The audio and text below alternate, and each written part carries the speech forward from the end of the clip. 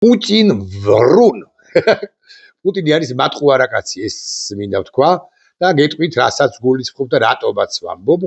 რამდენიმე ხნის წინ მან მისცა ინტერვიუ, რამდენიმე საათის წინ მან მისცა ინტერვიუ საკუთარი კარის ჟურნალისტს და თქვა ის, რაც თქვა, ამ ყველაფერს მე გაგაცნობთ, რა საკვირველია, მანამდე თქვენი სტემართვით კადრები ნახოთ და ხმასაც აუწიოთ.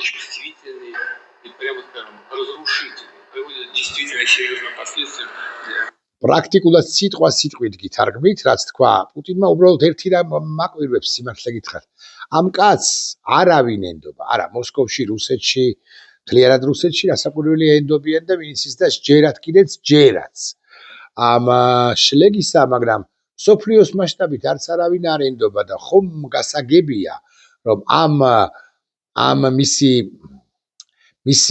ამ პოზიციის შემდეგ, ამ ინტერვიუს შემდეგ აუცილებლად გამოვა უკრაინის გმირი ლიდერი ვოლოდიმირ ზელენსკი და უკლებლივ ყველაფერს, რაც პუტინმა თქვა, აქაო და მოლაპარაკებები, ახალი წინადადებები შემოგთავაზა უკრაინამო, ამას ამბობს პუტინი, ამ ყველაფერს უარყოფს და გააბათილებს ხსენებული ზელენსკი, ამიტომ მე კარგად არ მესმის, რატომ აკეთებს ამას პუტინი.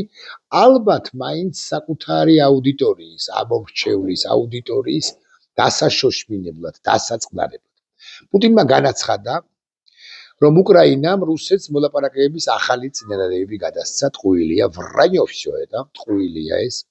მათ შორისაა ორივე მხარის მიერ ერთმანეთის სიღრმეში, გლუბ, ესე ამბობს პუტინი, სიღრმეში დარტყმების შეწყვეტა. და პუტინმა შესანიშნავად იცის და ჩვენც შესანიშნავად ვიცით, რომ სწორედ იმის გამო, რომ სიღრმეში ახორციელებს უკრაინა დარტყმებს რუსეთის ტერიტორიაზე ურალს იქით, პეტერბურგთან ასევე, მოსკოვთან ასევე, ნოვოროსიისკთან, ავისი მურმანსკთან, ომსკთან, ვორონეჟთან, ურალს აქეთ ახლოს, ოდნავ შორს, კიდევ უფრო შორს, ვლადივოსტოკამდე ლამის არის ჩასული, სწორედ ამიტომ აქვს უკრაინას სტრატეგიული და ტაქტიკური უპირატესობაც და სრულიად გაუგებარია, როგორ შეიძლებოდა უკრაინას შეეთავაზებინა რუსეთისათვის ეგრეთ წოდებულ სიღრმეში დარტყმების შეწყვეტა. აქვე მინდა ვიკითხო, რას ეძახის თავად პუტინი, ვიკითხავ უკრაინის სიღრმეს.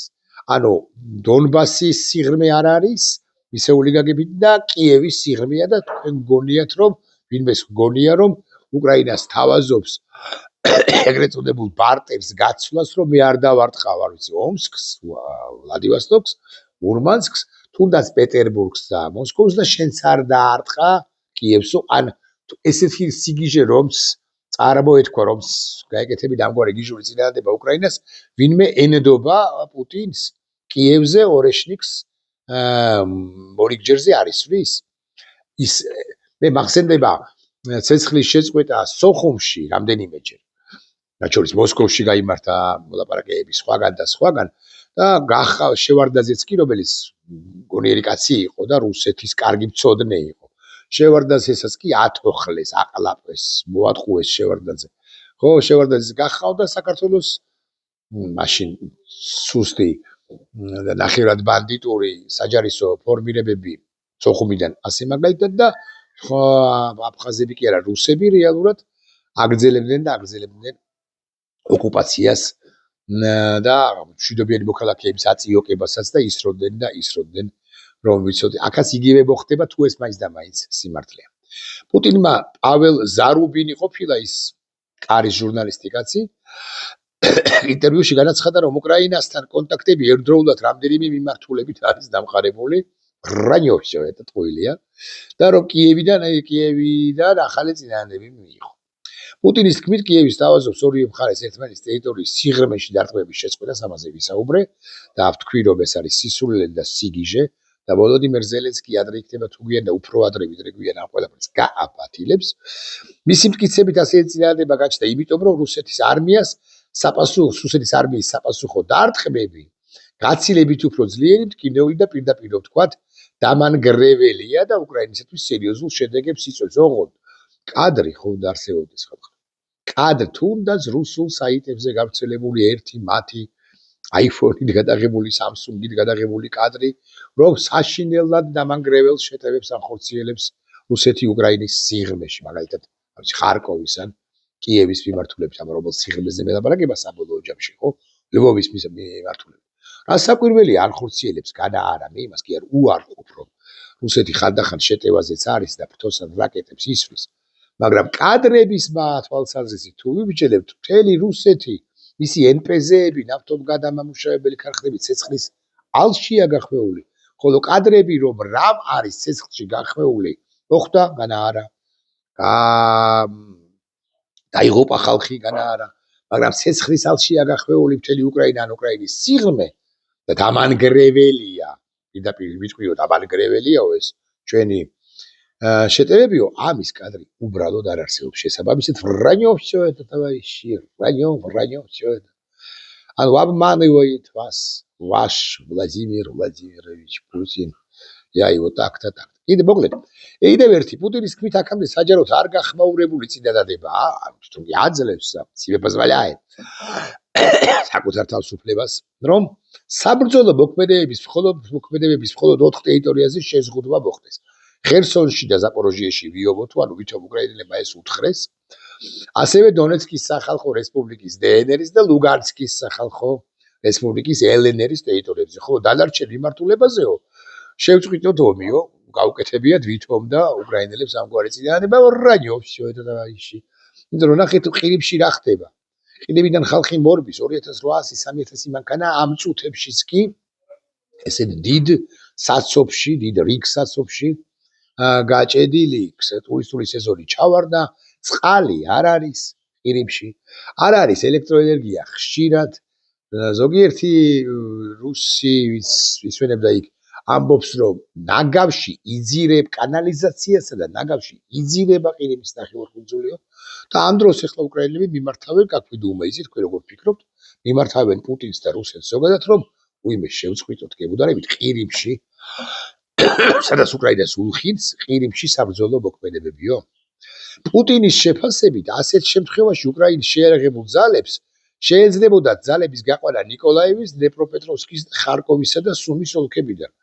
იმ შემთხვევაში თუ სხვაგან არ იქნებოდა ომი და იქნებოდა მხოლოდ ხსენებულ 4 ხერსონში, ზაპოროჟიეში, დონეცკსა და ლუგანსკში იმ ტერიტორიებს აასახელებს, რომლების ნაწილის მას დაპყრობილი მართლაც აქვს, ის აკონტროლებს დონეცკის 80%-ს, ლუგანსკის 95%-ს, ხერსონის დაახლოებით 50%-ს და ზაპოროჟიეს დაახლოებით 50-60%-ს. აი ამათ აკონტროლებს. აი კითხვა მაქვს. რატო არის მაშინ თუ ეს რეგიონები აღიარა დნეპროპეტროვსკიში, ხარკოვში, სუმის მიახლოებლად და ასე შემდეგ, კიევის მიახლოებლად. А чё там потеряли русские? В Херсоне, в Сумах, да? და ასე შემდეგ. უკრაინის შეიარაღებული ძალები პირადი შემადგენლობის კატასტროფული დეფიციტის პირობებში, როგორც ჩანს ისინი ფიქრობენ, რომ მათთვის გადარჩენის გზა იქნებოდა, რომ მაგრამ კიევის რეჟიმის გადარჩენა ჩვენს გიგებში არ შედის. ესეც უთქვამს, ხო, ნაკლებად ორიგინალს მოусმინოთ ეს თქვენის ნებართვით. მე ხო გადმოვწერე და გავაზიარე მართალია only me-ზე, მაგრამ აბა ზუსტად როგორ გადავახურეთ Сумской области, а также с некоторых участков госграниц. И перебросить эти подразделения в 4 вышеназванных. ისე ხა სტოპ კადრით არ გამოჩნდება, იმიტომ რომ ეს სამკუთხედი შეუშლის, ხო? თუმცა დავსკრინოთ და в условиях катастрофического дефицита состава. ბოდიში ამასაც მივაქციოთ ყურადღება თქვენის ნებართვით. მე ხო დავსკრინე ახლა და ამ სკრინს მე ჩავიტან რაღაც იმაში, ხო, გავხსნი უფრო ზუსტი რო ვიყო. გავხსნი ახლა და მიგაქცევინებთ ყურადღებას. ეს ნაღდი პუტინია.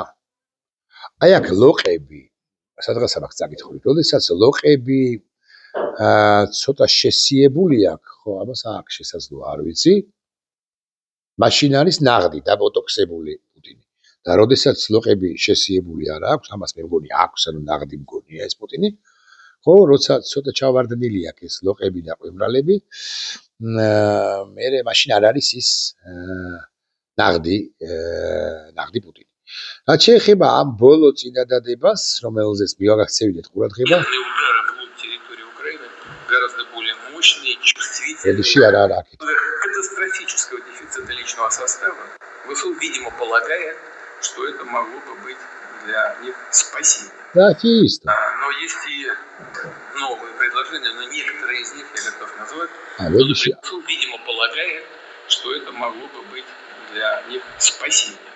Но ხო, მაგრამ მათ გეგმებში არ შედის. ის სიმართლე გითხრათ, ეს ამ ვიდეოში ეს მათ გეგმებში არ შედის და რუკიევის რეჟიმის გადარჩენა, ეს არ არის ამ ვიდეოში, თუმცა AI-ში რო შევიტანე ტექსტი, ან ტექსტურ ფაილში შესაძლოა ესეც არის. აბა დავაკვირდეთ, მართლა ძალიან საინტერესოა, იმიტომ რომ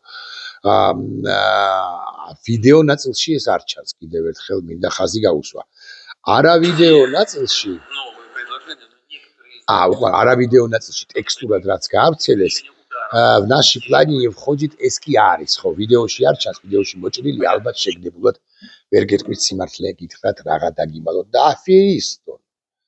რეალურად ყირიმში და რუსეთის სიღრმეებში ამ ეპიცენტრების გადატანა უკრაინისთვის მეტისმეტად მნიშვნელოვანია და წარმოუდგენელია, რომ უკრაინის ოფიციალურ ხელისუფლებას მიემართა რუსეთის ოფიციალური ხელისუფლებისთვის წინადადებით, რომ მოდი შევწყვიტოთ სიღრმეებში, ერთმანეთის სიღრმეებში იერიშების მიტანა და მხოლოდ 4 რეგიონში დავიწყოთ თუ განვაგრძოთ, უფრო სუსტი რომ ვიყოთ, საბრძოლო მოქმედებებიო.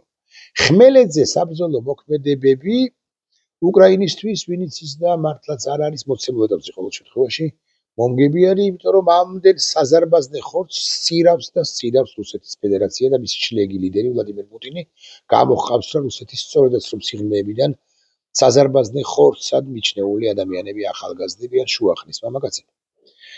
ამიტომ ხმელეთზე შერკინებები უკრაინისთვის ახლა შეიძლება არც იყოს მომგებიანი, იმიტომ რომ მაინც ზალა უფრო ზუსტი რომ იყო რაოდენობა აღმარცხნავს ბევრნი არიან და იმიტომ და უკრაინას ერთგვარად მაინც უჭირს, მაგრამ მობილიზაცია, ადამიანური რესურსი, მაგრამ ამბავის ის არის, რომ უკრაინა მაიავს საოცარი დრონებით, საოცარი უპირატესობა მოიპოვა ცაში და ამ ციდან ის ამ დრონების საშუალებით ხოცავს, პირდაპირ მნიშვნელობით უკაცრავად ამ სიტყვისთვის ანადგურებს, თუ გნებათ უფრო ლიტერატურული სიტყვით თქვათ, ეს სიტყვა მოგიშველიოთ, ანადგურებს ამ საზარბაზნე ხორცს ერთი უსულო დრონი, რომელიც საოცარ უსულო კია, მაგრამ საოცარი კია.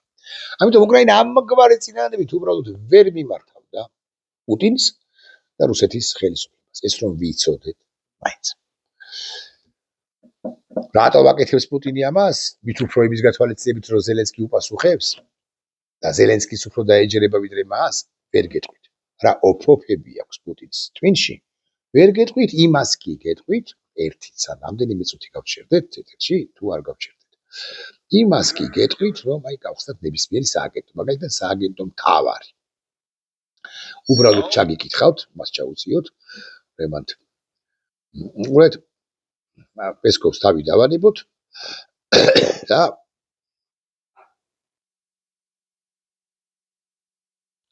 და იმასაც მათიკაშვილსაც დავანებოთ თავი, იმას მივაქცევ მე ყურადღებას, სადაც აი ეს არის მათიკაშვილი.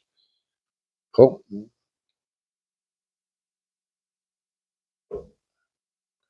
ხო, უბრალოდ ყირიმული საჰაერო თავდაცვა ეცემა 1-დან 29 ივნისამდე ჩიტებმა დრონებმა მტრის საჰაერო თავდაცვის 31 სისტემა დააზიანეს და გაანადგურეს. ამას ამბობს უპილოტო სისტემების ძალების ამას ამბობს ხო რობერტ მადიარ-ბროვდი, კი ბატონო. კიდე ბევრი რამის თქვა შეიძლება, მაგრამ ამასობაში როგორ ლილეკ შემოგვიშლის ხელს კიდე მოდის. კარგი.